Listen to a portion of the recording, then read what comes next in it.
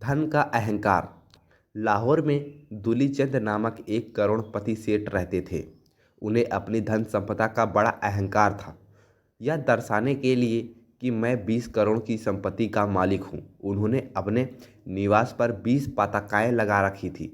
एक बार जब उन्हें पता चला कि शहर के एक सराय में गुरु नानक ठहरे हुए हैं, तो वे उनसे मिलने गए।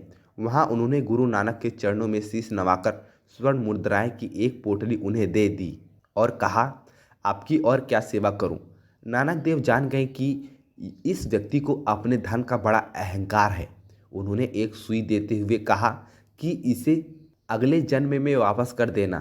तुलीचंद इसे गुरु का प्रसाद मानकर घर वापस लौट आए और सुई को उन्होंने पूजा गृह में एक ओर रख दिया।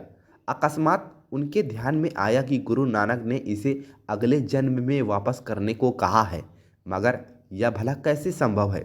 मरते वक्त क्या सुई साथ में ले जाई जा सकती है।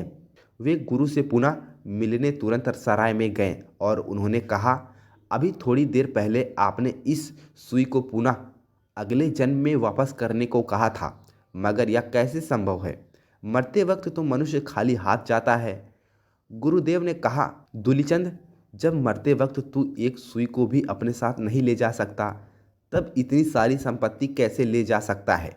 ये शब्द सुनते ही तुलीचंद के अंतर्चक्षु खुल गए। वे घर लौट आए, अपनी सारी संपत्ति को गरीबों और ज़रूरतमंदों में बांट दी और गुरु नानक देव के शिष्य बन गए। धन्यवाद। एक संत एक छोटे से आश्रम का संचालन करते थे। एक दिन पास के रास्ते से एक जहांगीर को रोककर अंदर ले आए और शिष्यों के सामने उनसे एक प्रश्न किया कि यदि तुम्हें सोने की अशर्फियों की थैली रास्ते में पड़ी मिल जाए तो तुम क्या करोगे। वह आदमी बोला, तत्क्षण उसके मालिक का पता लगाकर उसे वापस कर दूंगा, अन्यथा राजकोष में जमा कर दूंगा।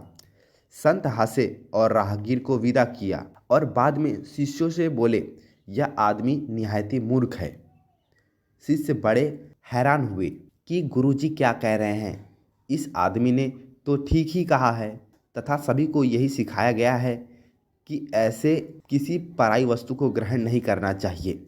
थोड़ी देर बाद संत फिर किसी दूसरे को रोककर आश्रम के अंदर ले आए और उनसे भी वही प्रश्न किया। उस दूसरे जहांगीर ने उत्तर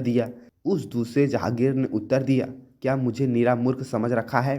जो स्वर्ण मुद्राएं पड़ी मिले और मैं उसे लौटा दूं और उसके मालिक को खोजता पड़ूं। तुमने मुझे समझा क्या है। जब वह राहगीर आश्रम से चला गया तो संत ने कहा, यह व्यक्ति शैतान है। शिष्य बड़े हैरान हुए कि पहला मूर्ख है, दूसरा शैतान, फिर गुरुजी चाहते क्या हैं। अब की बार संत तीसरे व्यक्ति को अंदर ले आया और वही प्रश्न दोहराया। जहांगीर ने बड़ी सज्जनता से उत्तर दिया, महाशय, अभी तो कहना बड़ा मुश्किल है।